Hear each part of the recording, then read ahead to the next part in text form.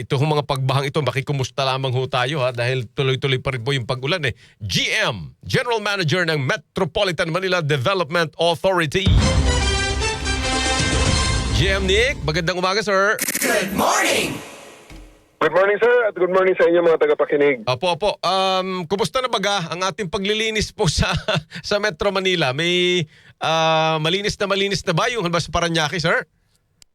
Well, yung sa Redemptorist Water Channel sir ay maayos na at nilagyan na natin ng bagong mas matitibay na mga garbage trap para hindi na makabalik ulit sa channel at doon natin kukunin sa medyo mas malayo-layo na lugar. Andun pa rin ang ating mga garbage removal equipment, including yung steamer. So ngayon po ay naghanda tayo at nakikita natin tuloy-tuloy man ang pag-ulan. Pero we're fortunate na ang pag-ulan ho ay hindi naman ganun kalakas at hindi ganun katagal. Kaya kinakaya po siya ng ating drainage system. Yan po talaga ang ating priority ngayon. Sinisiguro natin na ang drainage system ay makakope up sa bumabagsak na ulan. Ayun. Functional ang mga pumping stations natin, no, Yusek? Yes sir, 71 pumping stations. Okay po tayo. Ayun. Tapos sa mga areas na sa tingin natin ay kailangan ng booster, kailangan ng supplemental na capacity, naglalagay tayo ng mobile pumping station natin. Okay. Alright. Natukoy nyo na ba? Kasi parang first time nga yata itong matinding umagos na basurang ito na dinala ng baha eh. Ano bang kuha nyo dyan? Final ninyo sa inyong investigation dyan? Saan yan galing? Paano nangyari yan? Accumulation sir ng napakaraming mga basura. Dati sir yan pakundi-kundi yan sir, nakakita natin yan sa Manila Bay. Opo.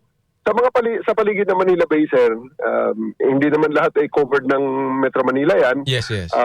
Nagkataon lang na yung tide during that time is napunta talaga doon sa Redemptorist Channel, kaya nag-accumulate ang basura doon.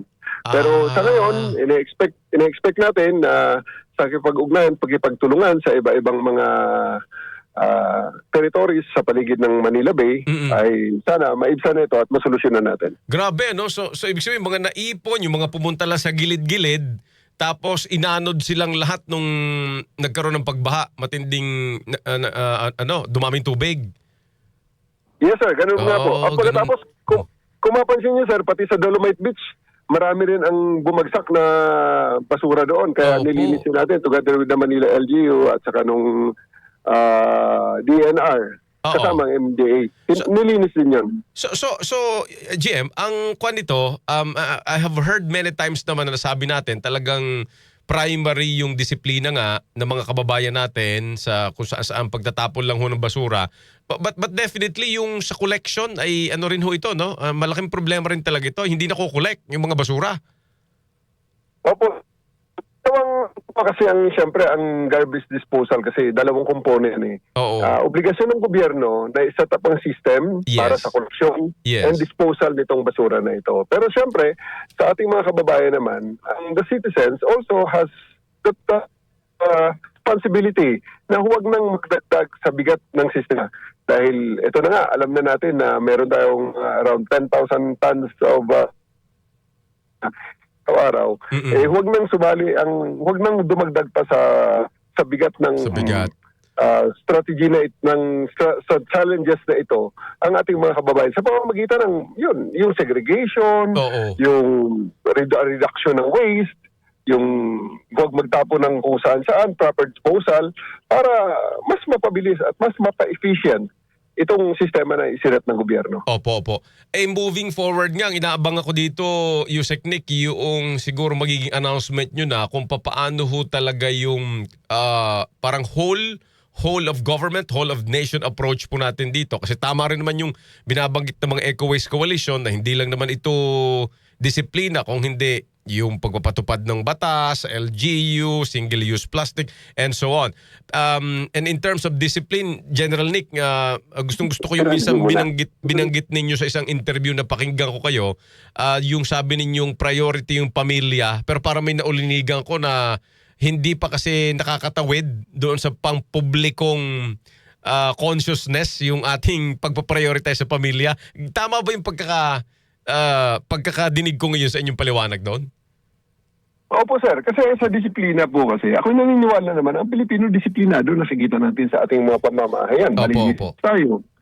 Nag-aayos tayo ng bahay natin, ng bakura natin. At pagkatapos to some extent ngayon, nakikita natin na sa community natin, sa mga small community, sa barangay, ang pagmamalasakitan at ang pagtutulungan at pagiging mabait ay nandyan, nakikita natin. Kaya nga may tapat ko linis ko, Yes. yung pagkikipagkapit bahay, at yung iba pang mga pakita natin na Opo. ang ating consciousness ay nasa towards sa common good. Tama, Ang opo. isang challenge lang ngayon, kung paano natin maipatawid mula dito sa ating small community, sa ating pamilya, Yan. ang attitude na ito Yan. yan sa common space. Kasi Yun. pagdating natin sa common space, bahala na kayo dyan. Basta Yo. ako, maayos ako. Yun nga eh. Bahala na si Magellan dyan. Exactly the point. Hindi pwede eh. Kaya gusto ko yung inyong point na yun kasi yung sinasabi niyo ang ganda no, hindi pa tayo nakakatawid dun sa ganung na inaalagaan din natin yung mga pampublikong espasyo. Katulad na nga ho dyan nga yung ating mga ilog na ganyan. Kaya moving forward, paano ho ito? Paano ito pinagninilayan ngayon ng pamahalaan, ng mga LGU, USEC? Meron bang gano'n? Summit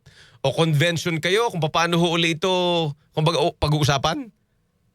To some extent, sir, pinag-uusapan namin ito sa mga pulong-pulong sa barangay. Regular ho ang Oo. ating bayanihan sa barangay, bayanihan sa estero, at saka yung mga pagpupulong-pulong natin. Regular po yan. Oo. So sa ngayon, ang challenge na lang is paano natin ito na mas mapalakas pa, mas mapaigting pa. Kaya dyan sa aming mga pulong-pulong ngayon na mga ginagawa lately, kasali na ang DepEd, kasali na ang barangay affairs, yung Yes. DILG, kasama na lahat. Parang whole government approach. Oo. Para talagang we will move as one community. Tama, alright. May nagpapatulong lang po rito kung ano ang inyong existing ngayong hotline sa MMDA, USEC?